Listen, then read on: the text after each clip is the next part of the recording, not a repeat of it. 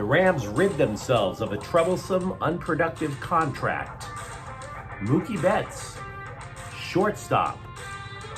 And by the way, we still don't know if John Morant is going to play against the Lakers tonight. Good morning. I'm James. This is your daily dose of sports and snark for the greatest sports city in the world, Los Angeles. This is the faithful Angelenos Morning Report. It is April 19th, 2023, still stuck up in Portland, Oregon to work for another day before I come back home. That's okay. This is the channel that I put together to basically keep myself from being extremely unhappy on the road. LA sports is just that way. I get happy thinking about it. So if you like the content we put out about LA, clickety-clack the like button. Clickety-clack the subscribe button. There's a notification bell. Hit that. It lets you know we drop new content. Sharing is caring, let people know we exist. And comment. There's always good stuff to talk about here. Before we go through the news and notes, we'll take a quick look at the scoreboard. Now, Kawhi Leonard dropped 31 points and Russell Westbrook added 28, but the Phoenix Suns rally in the second half to take a 123-109 victory in Game 2 of the first round of the NBA playoffs. The series is now tied 1-1. Game 3 will be Thursday in LA. And I'm going to be honest with you, I realize over the next couple of days, as a former sports writer, you're going to see a lot of stories in the local press, whether it's the Times, whether it's ESPN, whatever. It's all designed, if you are a Clipper fan, to make you feel a sense of dread. Don't fall for it. The Clippers got what they wanted in Phoenix. They split. They wound up taking home court advantage. There's no reason to fret your little heads off. Now, meanwhile, also the Dodgers, they defeated the Mets 5-0. Clayton Kershaw got career win number 200, so kudos to him. JD Martinez hit 2 home runs. Tonight, the Lakers are going to be at Minnesota at 4:30. That is going to be Game 2. All we know about John Morant right now is it's a game-time decision. We'll get into a little more depth about that in a moment. The Kings are at Edmonton at 7 o'clock. That's Game 2 of their series. Gabe Vilardi is practicing. He has not been ruled out for tonight's game, so he might be returning from injury. And over at the Ravine at noon, Mets at Dodgers one more time. Noah Syndergaard, he's 0-2 with a 5.63 ERA. Max Scherzer returns to Chavez Ravine. He's 2-1 with a 4.41 ERA. Ridding yourself of a bad economic deal is automatically painful. If you've ever maxed out a credit card, you know exactly what I'm talking about. So to me, this is the only way that we in Los Angeles should look at this trade that is not yet official, but should be official today. LA is going to send wide receiver Allen Robinson to Pittsburgh, provided Robinson passes a physical this morning. In the process, what the Rams get back, they move up 17 spots in the draft, which would be great if it were something like the first 3 rounds, but it's not. It's the 7th, so it's garbage. You go from Mr. Irrelevant to Mr. Pretty damn close to being Mr. Irrelevant. So it's not a big deal. And of course, the scribes, they just could not wait to pile on this trade. CBS Sports, I didn't even bother to look at ESPN. I knew what they were going to write. CBS Sports already gave that one an F. Couldn't you get any more? They're all asking. Why? What's the deal? And the answer is kind of obvious, because Robinson is going to his 4th team in his career. Last year with the Rams, he was supposed to be the guy that basically replaces Odell Beckham Jr., and he winds up catching only 33 passes all year long. And the guy was making a guaranteed salary of $15 million. So, no, this is not a trade that's supposed to improve the Rams right now. This is a trade that's basically ridding themselves of a craptacular contract so that they can have a little bit more cap space to work with next year. So I don't have a problem with it. I mean, I will say, if you look at the Rams right now, there is a little bit of spin that the front office is trying to give, saying that the Rams are still going to be able to compete. I'm very skeptical of that for this year. LA has $74 million wrapped up in so-called dead money against the cap this year. The salary cap in total is only about 122. So more than half of your entire salary cap is for players that are no longer on the team. You're really going to try and spin that you can just have a bunch of minimum wage guys coach them up and get into the NFC playoffs. I think you're really stretching it. So it's literally all about next year. Now, for what happens with the Rams now, depending on what happens in the draft, you're looking at Van Jefferson as the number 2 receiver behind Cooper Kupp. Maybe Ben Skowronek as number 3. And I would like to add a couple of points. The primary one is this. The trade was not the bad move. The bad move was bringing in Allen Robinson. But before you sit there and think that Allen Robinson got one over on Los Angeles, well, he did in terms of money. But now he's trying to catch a football from either Kenny Pickett or Mitch Trubisky. That's a bit of a downgrade from Matthew Stafford, don't you think? So once again, if he passes a physical, the Rams no longer have Allen Robinson to kick around. Mookie Betts has been placed on the paternity list for one day. After all, he's not the one with the uterus, right? You would expect him to not take that much time off. It's not like you're working in the White House, right, Pete Buttigieg? LA, as a response, added Luke Williams to the roster in his stead. The versatility from Luke Williams matters because Chris Taylor is struggling, and also because Miguel Rojas has basically been an automatic out at shortstop. And that matters because the story is getting even weirder. There is talk that Dave Roberts likes the idea of Betts to replace Rojas at shortstop. Betts hasn't played the position since single A. He's not a shortstop. Now, Betts has long said that he wants to be playing in the middle infield. So it might happen as soon as this afternoon. And I could understand from a strategic standpoint, in terms of the lineup, why you might want to do it. The Dodgers are deeper in hitting outfielders than they are with infielders who can hit. But Mookie Betts, for the first time since single A, playing shortstop. Go figure.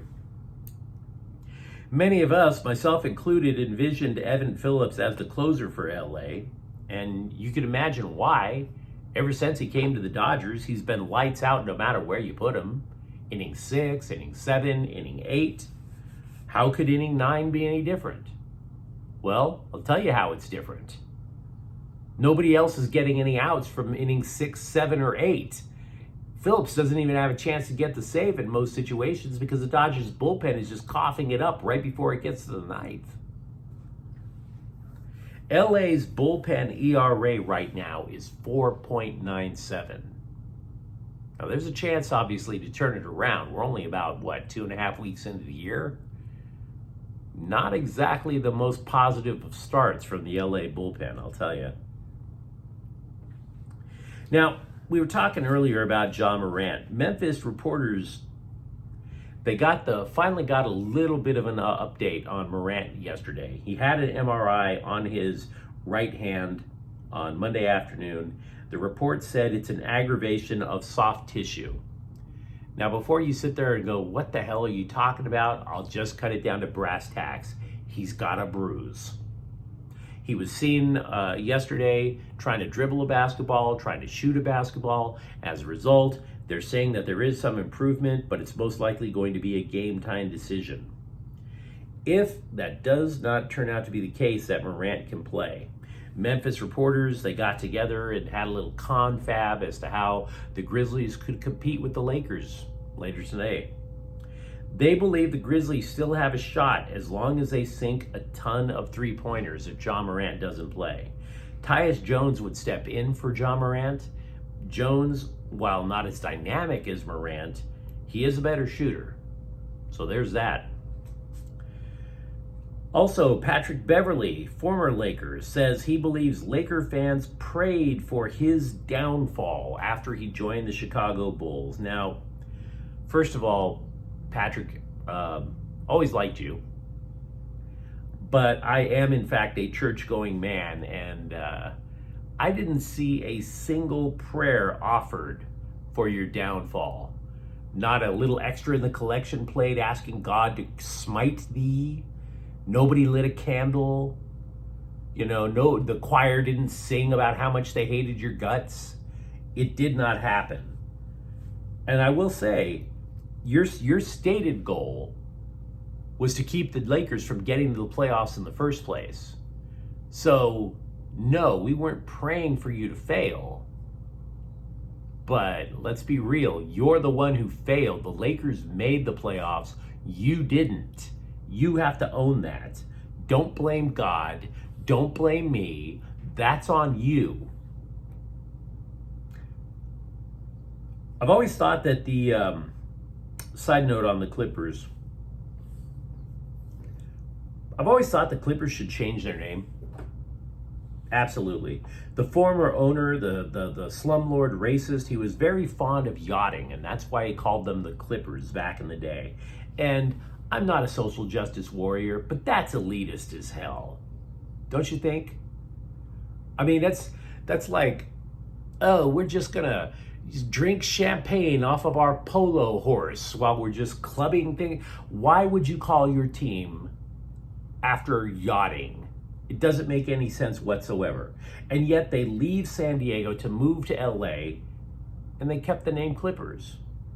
Their gym when they moved to LA was the old sports arena in South Central Los Angeles. They kept the name Clippers.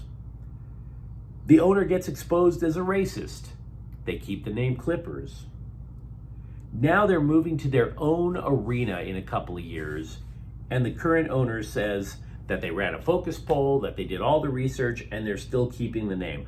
It is a terrible name for a basketball team. It's a terrible name for a team, period.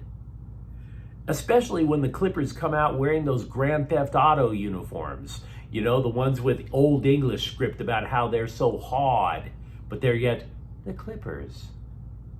Change the nickname. Look, if you think I'm wrong, by all means tell me why. But man, that is just one elitist nickname, I'm telling you. I want to give you one note that I think was the case about last night's game that I didn't get to earlier.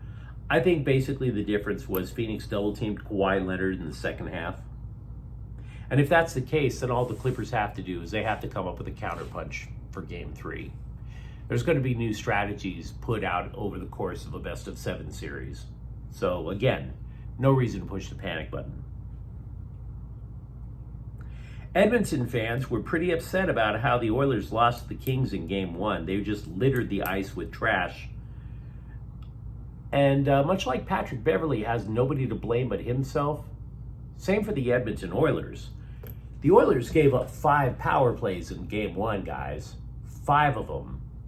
And the Kings this last year actually had a power play to rely on.